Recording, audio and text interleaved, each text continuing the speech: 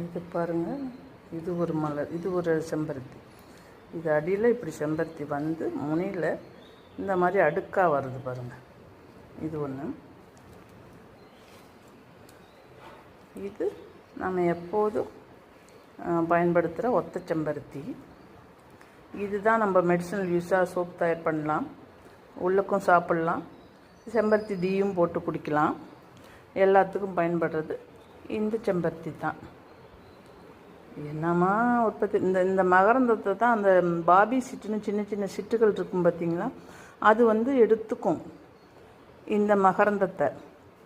காலையில் பார்த்தா ரொம்ப அழகாக இருக்கும்.